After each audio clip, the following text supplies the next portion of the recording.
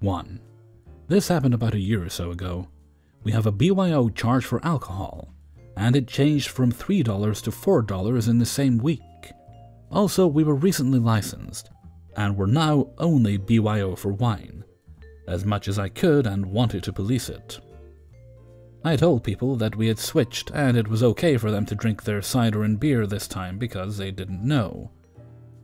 So it was an average Thursday night, and this regular, like fortnightly regular, I knew their order, couple came in for dinner. They were an older couple, husband never said much, wife was sweet. They booked and requested a table outside.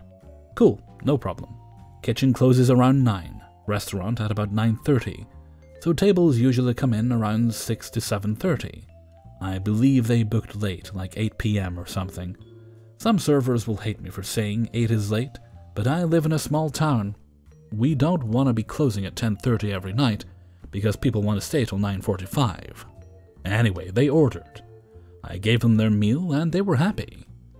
As I went out to collect their plates, I saw a couple of cans of cider on their table, and the man picked up one and shook it. It was empty. And he put it on the ground next to him, or so I thought. They never told me they had alcohol. I never saw it before this point, so I couldn't offer them glasses or ice or anything that I usually do. I come back to collect the rest of their dishes from their table, and the other can is gone. No evidence that they had been drinking whatsoever. Okay. I have to charge people for BYO, that's what we do. Regardless of if we gave them glasses or ice, some people don't want extra glasses or ice, and they're happy to pay, as long as they can drink what they brought with them. So I pop $8 at the bottom of their bill for BYO. They had come in multiple times before and brought alcohol with them. Paid the price, $6 before the price changed, etc. The man came in to pay, took his itemized receipt with him, most people don't because they're handwritten, and went outside. He is out looking at the receipt with his wife as my boss comes out to ask what they're doing. I said something along the lines of, "Get ready, they're not happy." And boy was I right. The gentleman storms in and asks me why BYO is $8, after he tried to hide the fact that they had alcohol. He demands to know why the price is so high and why he is being ripped off. I basically stared at him like he had two heads because what the fuck? My boss answered because I was having none of it. He said that he put the price up as everything is getting expensive, obviously that's how it works, and that he only raised it by $1. The customer then yelled about how other restaurants don't charge him anything and that this is ridiculous. My boss explained that other restaurants he had been into in the area charge X amount for BYO, X amount for beer and wine, and that his prices are lower than that. They were because we'd just gotten alcohol and he wanted to see how many customers would buy it, what customers liked best, etc., and he was right. The customer then explained that he never pays for BYO at this restaurant, to which we responded that he would have every time because I've charged him in the past. Then he tells us that we've ruined their night because of this. It was his wife's birthday and they're never coming back again because we've ruined their night, the birthday, and this restaurant for them. My boss took $8 out of the till, gave it to him, and told him to have a good night. They haven't been back, but we've had hundreds of busy nights with many BYO charges since, with no complaints. 2. Buckle up, y'all, this one is crazy. So this happened at a previous job. I left the job for various reasons, as you will find out. I worked at an upscale fine dining Italian bistro, or that's what the owner liked to call it. It was just an overpriced small-town restaurant that was one of the few nice restaurants in town, meaning it wasn't a Chili's or Applebee's. The restaurant had two sides, a bar side and a dining room side. The dining room would close at 10 to 11, but the bar stayed open until 2 a.m. On weekends, the bar would be pretty packed with regulars. It was where the rich and affluent people of my time partied. You know, old money, the mayor, city council members, lawyers, etc. And I can tell you, old rich people like to party. My boss being one of them. My boss was an absolute terror with a coke habit. It made her crazy. She would regularly party in her own bar with her regulars. She would get shit-faced and take bottles of liquor home from the bar in her purse, illegal in my state even if you're the owner, then come in the next day, line us up and yell at us for stealing from her, and she was going to have us arrested. Then she would go in the back room, check the cameras, and when we would ask if she found out who was stealing, knowing damn well she saw herself stealing, she would just yell at us for forgetting to turn on the cameras. She would add things to orders under the guise of it was on the house, then charge customers for it after they ate it. I once called out with a staph infection in my eye. It was swollen shut. This woman drove to my house and let herself in to check on me because she was worried that I was faking. It scared the shit out of me. If a customer brought you anything, she would claim it as her own. For example, she took a birthday gift a customer brought my manager because, and I quote, "It was given in my restaurant, therefore it's my gift." Anyway, the list could go on and on, but you get the idea. She was not a good person. For that reason, even though on weekends when I was done with my shift I was allowed one free drink at the bar, I rarely took it because 1. My boss had a bad habit of claiming you drank more than your one drink, and would charge you for more, and 2. It wasn't my age group. I was the youngest, and I usually dipped out before the coke-filled shenanigans started. I come in one Saturday afternoon and start setting up the back when I hear, "What the fuck?" from the front of the house. My manager comes in and says, "You gotta come see this shit," and takes me to the women's bathroom. The entire bathroom was covered in whipped cream. It was smeared on the walls, the mirrors, doors, floor, toilets, everything. In the wastebasket draped over the side was a mostly empty, dripping piping bag. 2 pounds of whipped cream I had made the night before was now a sticky nightmare. There was also a small hole in the drywall, 4 feet off the ground, about the size of a dime. We were dumbfounded. I don't know what the fuck happened here, but we aren't touching any of this. We don't get paid enough for this shit. So do we just leave it? I'm not touching it. This is Sharon's, my boss's, doing. I know it is, and I'm not putting up with it. She can clean this up when she gets in, or get one of the guys to do it. I don't know what happened, but I know it was nasty. My boss did get the bathroom quietly cleaned up, and dinner shift went normal. However, my manager was hell-bent on getting to the bottom of it. The dining room was closing for the night as the bar started hopping. My boss was already in party mode, terrorizing the poor bartenders, while living it up with the regulars. My manager was already sitting at the bar having her glass of wine, and digging for info from the regulars while I was closing down the back. After a while, she comes rushing back to tell me she found out what happened from customers that were there the night before.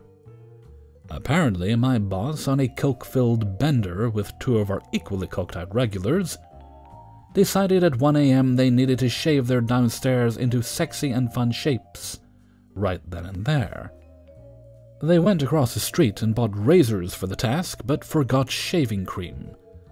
But who needs shaving cream when you're in a restaurant and have a piping bag of whipped cream? They proceeded to have a shaving party in the women's bathroom. Our proof of this unbelievable story, you ask? Well, my boss proceeded to get so wasted that night, she fell in the middle of the bar, flashing everyone. And I learned 2 things about my boss that night.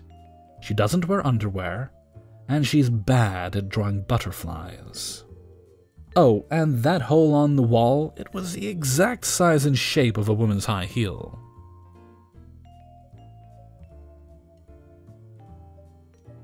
Three. So I'm a new bartender at a pizza place.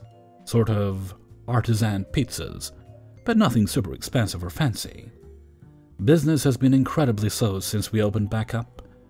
But to-go is off the chain, which would be great, except I don't make any money off of DoorDash. I was working the evening shift last night, and picked up the phone about 6:30, expecting a to-go order or the obligatory, "Are you open?" question. But instead it was our new kitchen guy. "Hey, is the manager there?" I'm still feeling like crap and can't come in. I just got my test results back and I tested positive for COVID. I immediately took the phone back to the awesome lady manager to let her know. She takes his call, calls the owner, who doesn't want to close at all, not even early that night to sanitize. Instead, they try to feed us a story of, he hasn't sent his paperwork, so we don't know if it's true, and we immediately hustled him out the door when he has a fever. A likely story. If they hadn't worked me a 15-hour shift with no break when I was running 100.3 because it wasn't high enough. Surprising no one, we had 2 servers and 1 busser quit on the spot. I can't blame them. If I didn't need this job so badly right now, I would have been right behind them. But now we have big holes in the schedule for next week. Awesome lady manager's in tears. I feel bad, but the phone is ringing off the hook, and the 2 remaining servers are waiting for drinks, and I have bar guests, so I can't stop. About 8 p.m., I get another phone call, this one from an older gentleman on the phone, asking if it was true that we had employees testing positive. I didn't know how to answer, told him that I would grab a manager for him. He said that wasn't necessary, and if I wouldn't answer his questions, then he had other phone calls to make. Fabulous. The rest of the night goes relatively smoothly, or maybe I just disassociated. You know, the server disassociation where your customer service grin pulls at your mouth, your voice is chirpy, and you run on autopilot. I just focus on just packing to go, making cocktails and pouring drinks, while the back of my mind is scrambling to try and figure out what I'm going to do and make plans to get tested Monday. Technically, this place closes at midnight, and I had one of our bar guests treating last call as a suggestion when a party of 4 walked in for dine-in at 11:53. The lady manager said I had to seat them. Of course, they want to sit outside, want drinks after I'd already broken down most of my bar. Finally order and eat as slow as molasses. They leave crumbs everywhere, and both stiff me. They finally leave a little before 1. I still have to put up chairs and mop and clean the bar, so I don't get home until after 2. I'm working again tonight. I'm still not sure what to do. I can't believe that they have no plan in place and refuse to react at all to a sick employee. Am I overreacting by being concerned? I can't afford to quit, but I should start looking? 4. I'm the manager at my restaurant. Since reopening, I've been working 50 to 60-hour weeks, managing the service bar, timing all orders, knowing exactly how long any table's food will take, and making sure all the delivery app and takeout orders are spaced out, with enough time to prioritize in-house orders, while still trying to maintain not obscenely long wait times. Running food, helping take tables, enforcing social distancing rules, and other state regulations, along with our own policies, making sure everyone does their fair share of cleaning, etc., etc. It's a surprisingly slammed Monday night. We have a 2-top out on our covered deck in the back, just me and 1 server. She's taking care of the entire deck, turning over tables as fast as she can. 2-top's food comes out and I run it out to them. I notice the man has moved his chair so he and his wife are sitting next to each other. I round the corner of the table rather than across from each other, putting this man within 3 or 4 feet of other guests. I'm sorry to have to ask you to do this, but would you mind moving your seat back to its original position? We're under obligation to keep all our guests 6 feet apart, and where you're seated now isn't quite far enough away from others.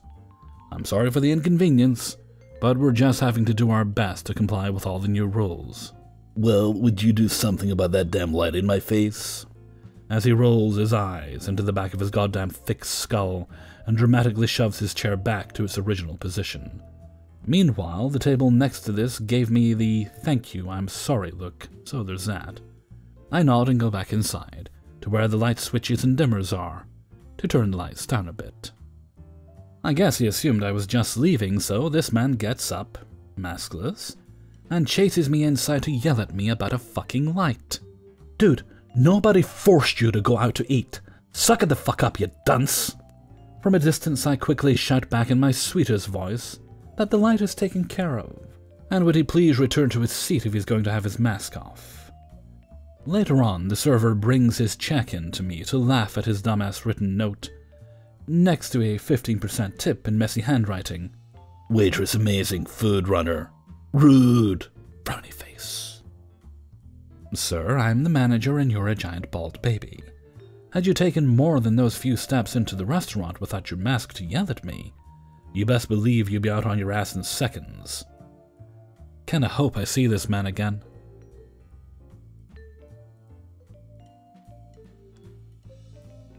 Five. I was working at a beach community bar and restaurant in Orange County when this happened. We had a young manager named Jenny. She got promoted from server mostly because she just said yes when upper management were hunting for replacements. In the first 2 years of the restaurant's existence, we had gone through a dozen managers. It was a real madhouse. But they still made money because of the location. It was right on the beach and always busy. One Friday night, things go to hell, worse than normal.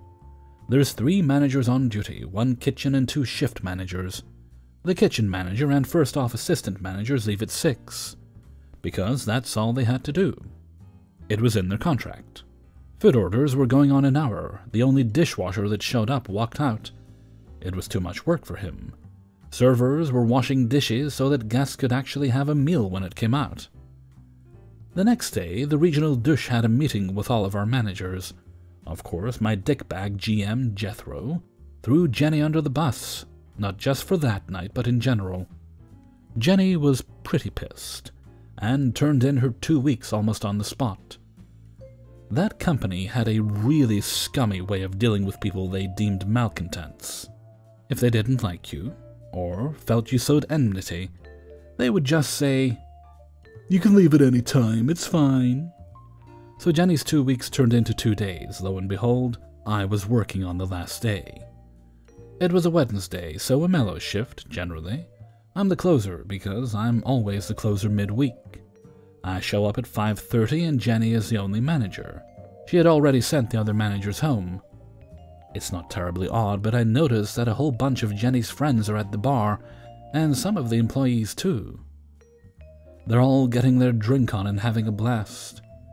They ordered all of the most expensive things on the menu. Prime-cut ribeyes, Johnny Walker blue shots, lobster tails. People were ordering 5 or 6 entrees at a time, so they could take things home, Jenny included.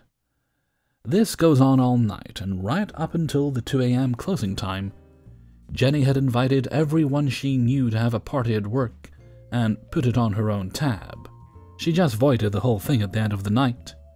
She didn't even bother with the manager closing duties. When the restaurant closed, she went home. The bartender didn't know what to do with the till, so he put it in his trunk and brought it back the next day. Same for me. I just kept my checkout money and had them sorted out later. Epilogue, about a month later. Jenny went on a road trip to one of our other units in another city. She got about halfway through dinner with her large group of friends and family when she realized that nobody there knew she no longer worked for the company. When the bill came, she used her non-existent manager tab to pay for some of the bill. I always thought that was a pretty metal move.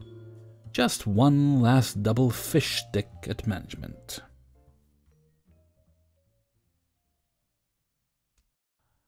Hey everybody, Hellfreezer here, and thank you very much for listening to Spinning Plates, episode 106.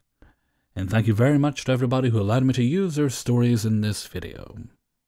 Okay, this goes up on Saturday, which means I'll probably start recording again tomorrow. Now, there will be a gaming stream tonight. I expect we'll be playing, well, at least this week anyway. I don't know about the following week. Might move on to something else.